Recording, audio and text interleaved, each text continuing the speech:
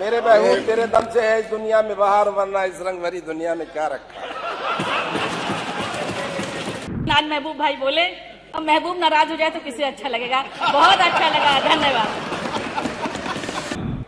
मंजिल नहीं कारवा बदलता है, जज्बा रखो जीतने का, क्योंकि किस्मत बदले ना बदले पर वक्त जरूर बदलता है। चर्चा प्रारंभ। चर्चा में माननीय महबूब। माननीय अध्यक्ष जी, पीठ की तरफ पर आपकी तरफ हम बहुत उम्मीद भरी नजरों से देखते हैं। कहीं ऐसा कोई विवाद हो तो उसे आप सरलता से निपटाने का ही काम नहीं करते और संसदीय कार्य मंत्री उस पर बहुत तरीके से बहुत अच्छा सा मक्खन लगाकर उसे निपटाने की कोशिश करते हैं। लेकिन आज ये नेताजी का मामला है जिनके पदचिन्हों पर चलकर आज इस सीट तक हम पहुंचे हैं, और मैं कहूंगा जिन्हें पद्म विभूषण के सम्मान के साथ इन्हीं हिंदुस्तान में अकेले जो नेता थे जिन्हें नेता के नाम से संबोधित किया गया। जब जब भी विवाद होता है मानवर, उस पर पीठ को आपको विचार करना पड़ेगा, इतना हमारा अनुरोध है। और कहीं गलती हम अपने की नजर आती है तो हमने सबसे पहले, आपने अतुल प्रधान जी का उस वक्त कहीं लगा था आपको कि कहीं ना कहीं कुछ कहा गया है, मैं सबसे पहला व्यक्ति था जिन्होंने खेद व्यक्त किया था। और आज आपको इस चीज पर विचार करना पड़ेगा, जब जब भी विवाद होता है कहां से होता है, किसकी तरफ से होता है, कौन व्यक्ति करता है, हम सदन चलाना चाहते हैं। एक विपक्ष की तरफ से एक आदमी कोई का नाम ले दीजिए मानवर, माननीय अध्यक्ष जी, जो सदन चलाना नहीं तो मेरे महबूब हैं। मेरे महबूब तेरे दम से है इस दुनिया में बाहर, वरना इस रंग भरी दुनिया में क्या रखा। माननीय अध्यक्ष जी, तेरी आंखों से नजर आती है जन्नत की बहार। आगे पूरा करूं। महबूब से संबंधित हो तो पूरा कर लेना। अब ऐसा है, अब देखो उसको वो एपिसोड समाप्त हो गया। अच्छा, हो गया। अब उसको आगे आप चलिए। मानवर, ये आपके द्वारा मानवर जिन लोगों को यहाँ से बाहर किया गया था मानवर, उनको भी वापस दे लें मानवर। बाहर तो गए नहीं वो।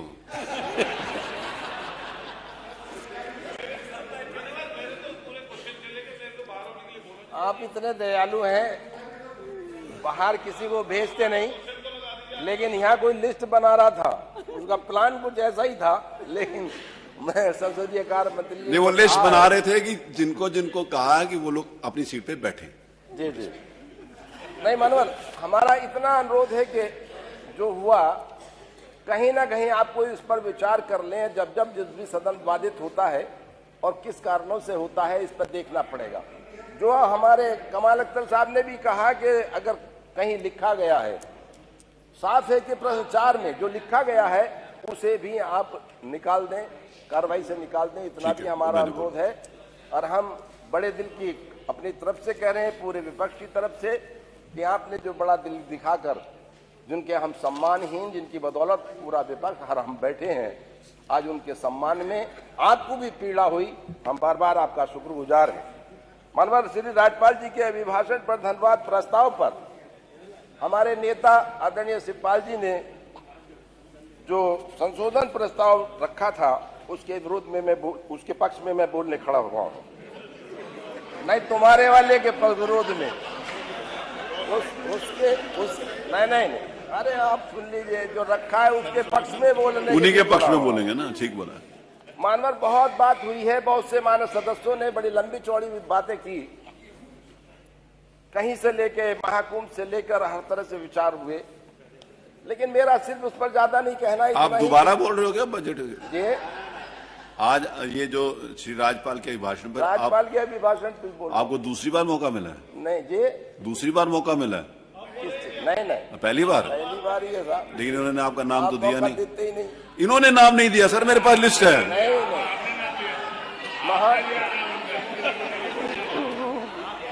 मैंने दिया, इन्होंने नहीं दिया। मानवर, बहुत लंबी बातें हुई हैं नेता पक्ष और विपक्ष की तरफ से। महाकुंभ पर अपने विचार रखे और दर्शाया कि पूरे प्रदेश में और महाकुंभ में क्या क्या हो रहा है। मुझे ज्यादा नहीं कहना, स्वच्छता, सुरक्षा और सुव्यवस्था कहीं रही है। जो प्लान बनाया गया था 100 साल का, वो कम से कम 100 करोड़ लोगों के आने का प्लान बनाया गया था, लेकिन आज की तारीख में भी 56 करोड़ लोग आए।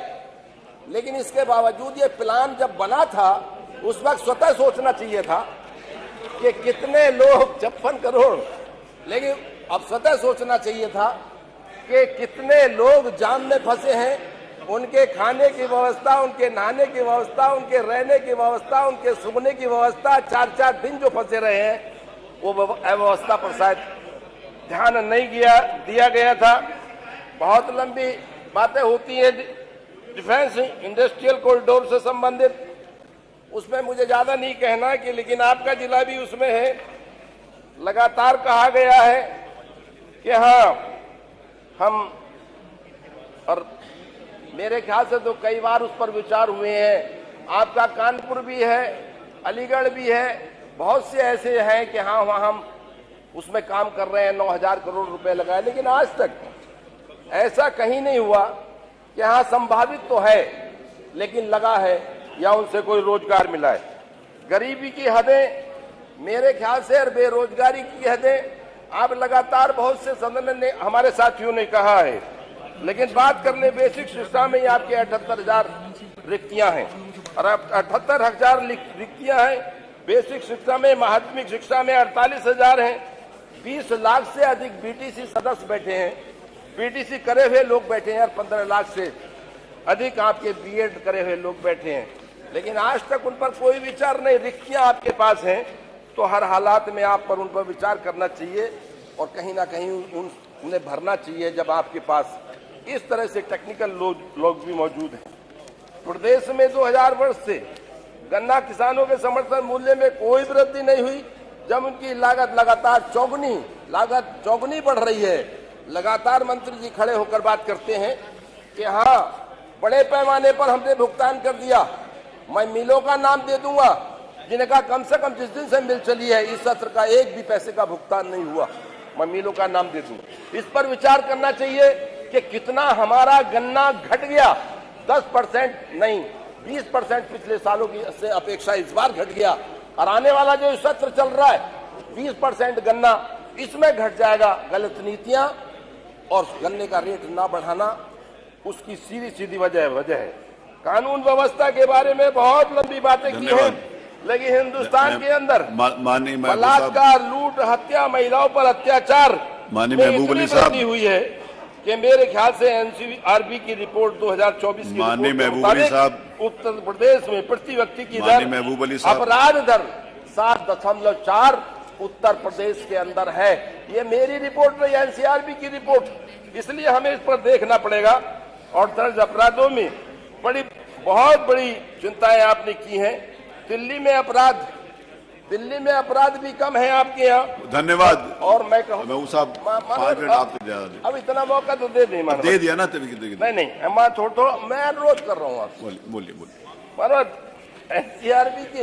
एनसीआरबी के आंकड़ों के आधार पर प्रदेश में मेरे ख्याल से अराजकता का माहौल है और छेड़छाड़, लूट जैसी, बलात्कार जैसी घटनाएं प्रतिदिन बढ़ रही हैं। प्रदेश की अर्थव्यवस्था की बात, वन डिस्ट्रिक्ट वन प्रोजेक्ट की बात है। वन डिस्ट्रिक्ट वन प्रोजेक्ट में आप बताइए किस जनपद के अंदर, मेरे यहाँ भी ऐसा नहीं है। वन डिस्ट्रिक्ट वन प्रोजेक्ट में ढोलक का काम लिया गया, ढोलक को लिया गया था, जो मेरे ख्याल से हर व्यक्ति की खुशी के वक्त बजाने का काम होता है, उसे लिया गया था। इतना भी आज तक काम नहीं हुआ है उस पर, जरा सा भी। मैं कहता हूँ पूरे प्रदेश के अंदर वन डिस्ट्रिक्ट वन प्रोजेक्ट में आज तक कहीं ऐसा नहीं काम हुआ। मानव प्रदेश में मानव प्रदेश में धन्यवाद महबूब साहब। प्लीज सब लोगों को देखिए, आप डेवलप की बात कर रहे हैं, आप डेवलपमेंट की बात कर रहे हैं, बहुत अच्छी बात है। और मेरे ख्याल से तो मैं कहूंगा कि आज देखिए शहरों में ही देख लीजिए कि खड़ंजे पड़े हैं आज भी शहर में। विकास नाम की चीज नहीं, उस पर विचार करने की किस तरह से वो बड़े पैमाने पर उस पर काम हो। आज बहुत शहरों की उपेक्षा की जा रही है। बाकी सब लोगों को अवसर मिलना है। मैं इतना ही कहूंगा कि उत्तर प्रदेश में एक गरीब है मनरेगा वाला, मनरेगा के आप देख लें, आपके 237 रुपए मनरेगा में है आपके, जबकि बराबर में पंजाब है, बराबर में राजस्थान है, बराबर में आपके और महबूब छोटे साहब, सिक्किम जैसे प्रदेश सर, हैं, आप तो- उनमें भी मनरेगा की जो दी जा रही है, मनरेगा का पैसा दिया जा धन्यवाद रहा महबूब है, साहब। वो हमारे उत्तर आपके प्रदेश लिए से मैं अधिक माइक है। बंद कराने हमें के इस लिए पर बोलूंगा तो विचार मुझे अच्छा करना नहीं पड़ेगा। बार बार आपका धन्यवाद अध्यक्ष जी, बार श्री ज्ञानेन्द्र सिंह बोलिए। एक शब्द, हाँ एक शब्द साजे, अब बोलो। हाँ एक सेंटेंस। महबूब साहब पे तो नहीं है? अच्छा उन्हीं पे। छाता की कुर्सी बैठी थी, आज मन थोड़ा ठीक हुआ, परसों से बड़ा खराब था क्योंकि माननीय महबूब साहब मेरे से नाराज हो गए थे। वो आए और बोले कि मेरे पहले बुला देना, तो मैंने कहा महबूब जी कहें माननीय सदस्य और मैं ना करूं, मैंने कहा बिल्कुल पहले ही। लेकिन अब कमाल इनके साथ असली किया भाई कमाल अख्तर जी ने, वो मेरे पास आए कहे आगे मत करना नहीं बगावत हो जाएगी। अब महबूब भाई के नाम पर बगावत, ये भी बड़ा प्रश्न चिन्ह। और उससे बड़ा कष्ट मेरे लिए ये हुआ कि ये आए ऊपर और महबूब नाम को कट्टम कट्टा करके चले गए, कहीं ना बोलवा ही नहीं करेंगे। तब से मैं बड़ी दुखी थी, लेकिन आज महबूब भाई बोले। अब महबूब नाराज हो जाए तो किसे अच्छा लगेगा, बहुत अच्छा लगा, धन्यवाद। श्री ज्ञानेन्द्र बोल रहे रात नहीं ख्वाब बदलता है, मंजिल नहीं कारवा बदलता है। जज्बा रखो जीतने का, क्योंकि किस्मत बदले ना बदले पर वक्त जरूर बदलता है।